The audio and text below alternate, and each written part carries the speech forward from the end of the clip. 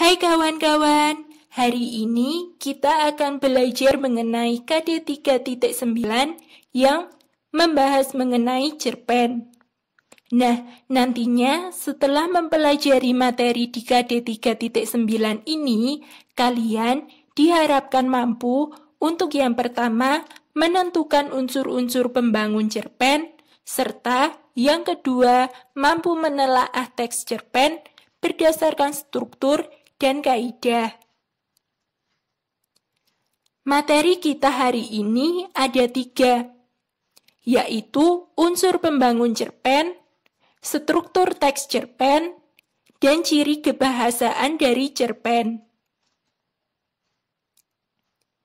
Tanpa perlu panjang lebar lagi, langsung saja kita ke materi yang pertama, yaitu unsur pembangun cerpen.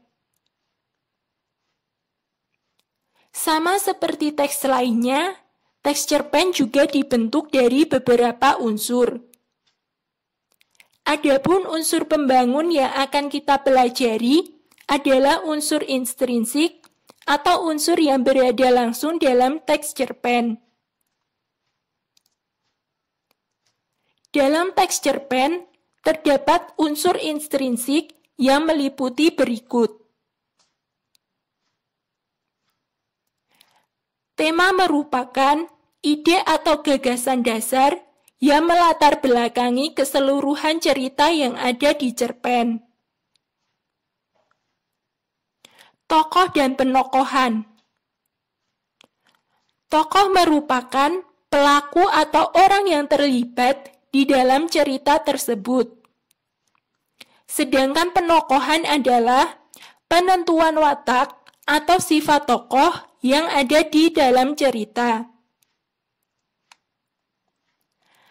Alur adalah urutan jalan cerita dalam cerpen yang disampaikan oleh pengarang. Ada 2 macam alur yang sering digunakan oleh pengarang, yakni alur maju dan alur mundur. Latar atau setting mengacu pada waktu, suasana, dan tempat terjadinya suatu cerita. Latar akan memberikan persepsi konkret pada sebuah cerpen. Selanjutnya ada sudut pandang. Sudut pandang merupakan strategi atau cara yang digunakan oleh pengarang untuk menyampaikan ceritanya. Ada 4 macam sudut pandang. Yang pertama yaitu sudut pandang orang pertama pelaku utama. Yang kedua, sudut pandang orang pertama pelaku sampingan. Yang ketiga, sudut pandang orang ketiga pengamat. Dan yang keempat, sudut pandang orang ketiga serba tahu. Gaya bahasa. Gaya bahasa merupakan ciri khas sang penulis dalam menyampaikan tulisannya kepada publik. Baik itu penggunaan majasnya, diksi, dan pemilihan kalimat yang tepat di dalam cerpennya. Amanat merupakan pesan moral atau pelajaran yang dapat pembaca ambil dari cerpen tersebut. Di dalam suatu cerpen, amanat biasanya tidak ditulis secara langsung, melainkan tersirat dan akan bergantung pemahaman pembaca terhadap cerpen tersebut. Materi selanjutnya ada struktur teks cerpen.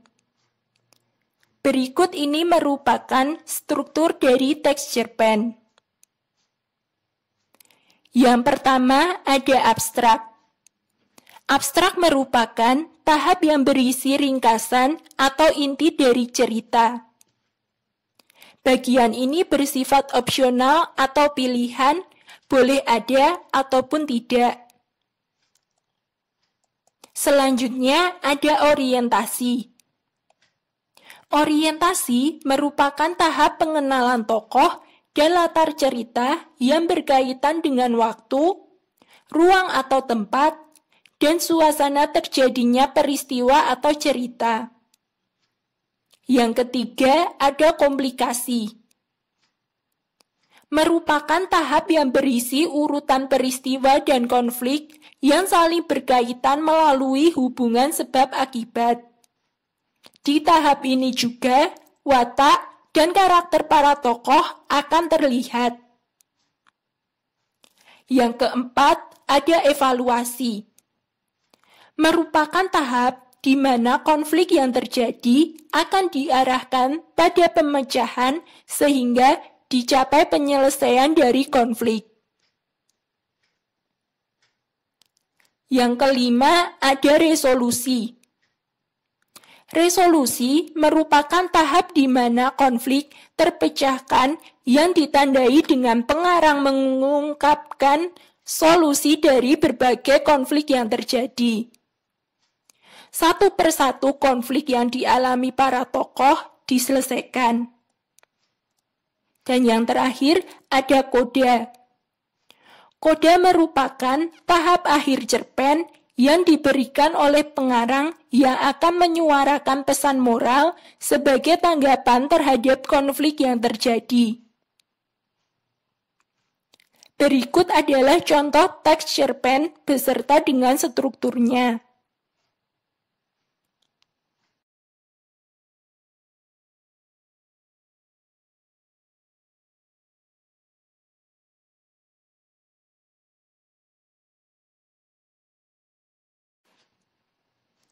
Kalian sudah paham kan?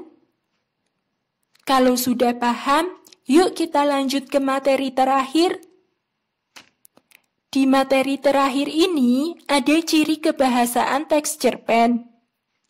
Di antaranya ada yang pertama yaitu banyak menggunakan penggambaran waktu lampau.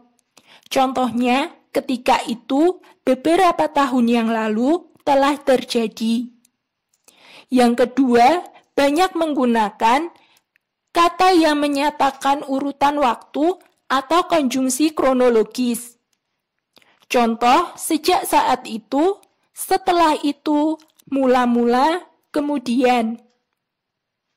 Yang ketiga, banyak menggunakan kata kerja yang menggambarkan peristiwa sedang terjadi. Contoh, melompat, menawari, membersihkan, menghindar. Yang keempat, menggunakan banyak dialog. Hal ini ditunjukkan oleh tanda petik ganda dan kata kerja yang menunjukkan tuturan langsung. Yang kelima, menggunakan kata-kata sifat untuk menggambarkan tokoh, tempat, atau suasana. Yang keenam, banyak menggunakan kata kerja yang menyatakan sesuatu yang dipikirkan atau dirasakan oleh tokoh. Contoh, merasakan, menginginkan, mengharapkan. Yang ketujuh, mencantumkan penyebutan tokoh. Entah itu nama, kata ganti, atau julukan. Yang kedelapan, menggunakan kata-kata yang mengilustrasikan latar atau setting tempat. Nah, sekian dulu ya video pembelajaran dari Arin hari ini. Semoga kalian yang memperhatikan video ini dengan baik nantinya dapat mencapai tujuan pembelajaran yang telah ditentukan tanpa kesulitan apapun. Selalu semangat dalam belajar semuanya.